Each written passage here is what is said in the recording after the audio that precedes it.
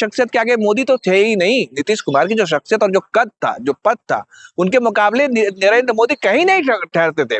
भाजपा एक जगह पर ही पूरे बिहार, पूरे हिंदुस्तान में मात खा रही थी किसी नेता से, तो वो थे नीतीश कुमार। लेकिन नीतीश कुमार जब से बीमार पड़े और जिस तरीके से उनके जो मानसिक स्थिति, मानसिक संतुलन बिगड़ा, उसके बाद से जो हाल हुआ आप लोग देख रहे हैं। बिहार भ्रष्टाचार में नंबर 1, बिहार अपराध में नंबर 1, बिहार पूरे भारत में सबसे फिसड्डी राज्य है।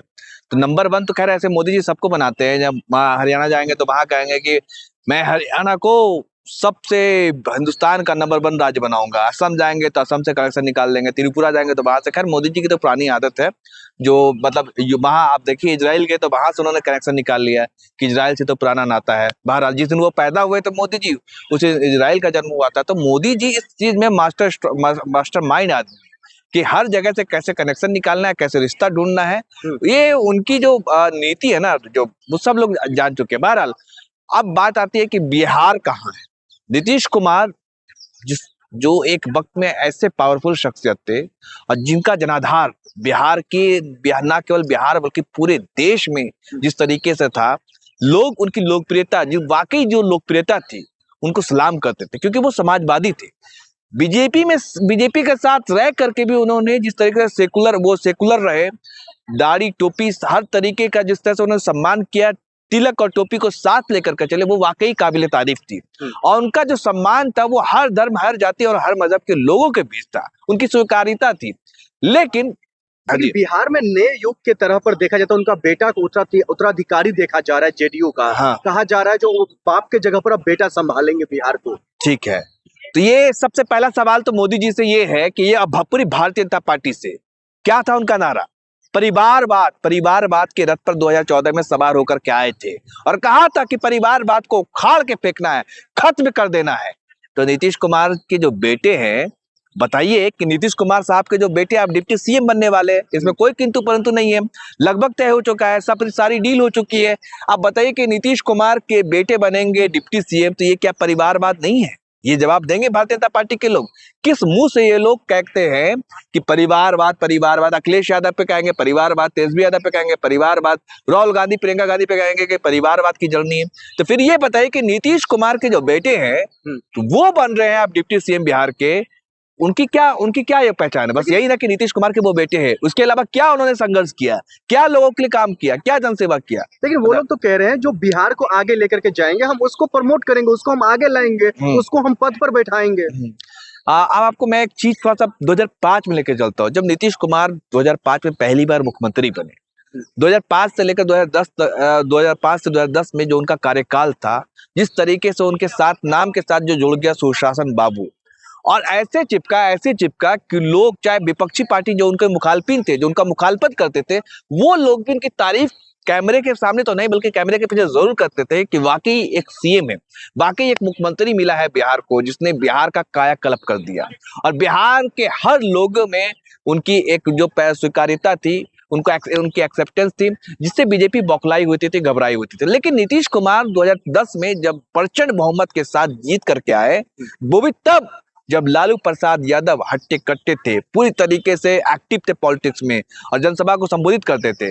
लेकिन लालू यादव की जो जादू थी, जो फिरकी थी, वो नहीं चली बिहार पे। क्यों? क्योंकि नीतीश कुमार ने 2005 से 2010 में 5 साल के कार्यकाल में ऐसा कायाकल्प किया था, क्योंकि उनकी जो छवि थी सुशासन बाबू की छवि बन चुकी थी।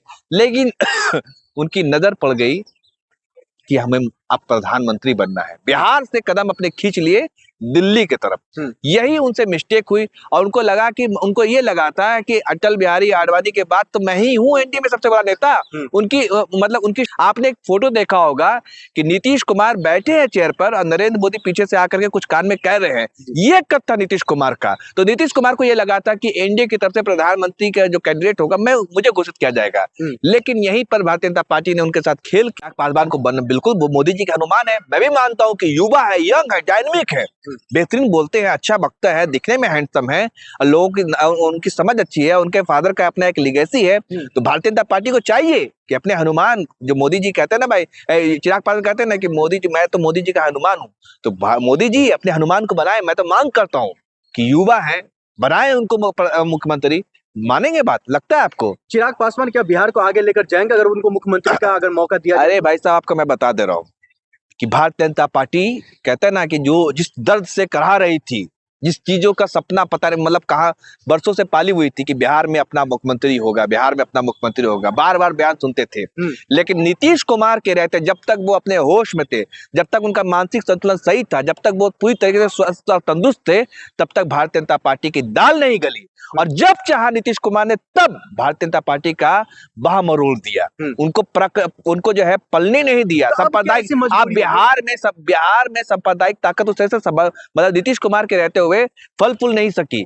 लेकिन नीतीश कुमार बीमार पड़े, उनका स्वास्थ्य थोड़ा सा मानसिक संतुलन बिगड़ गया, तो अब उनको मौका लग गया, मौका मिल गया। और नीतीश कुमार आज भी अगर होश में आ जाएंगे, आज भी सही हो जाएंगे, तो वापस वो राज्यसभा की रिजाइन दे देंगे। लेकिन फिर क्या मजबूरी क्या रही है? क्योंकि कई ऐसे जो राजनीतिक सरकार है वो कह रहे हैं इनका बेटा का नीट यात्रा में नाम आना, कई लोग कह रहे हैं इनका बेटा का जो है कई जगहों पर नाम आना, या फिर नीतीश कुमार का उस 84,000 करोड़ में किसी हिसाब किताब नहीं मिलना, ये तमाम चीजें कड़ी जुड़ी हुई है। हाँ, ये आपने सवाल बढ़िया पूछा।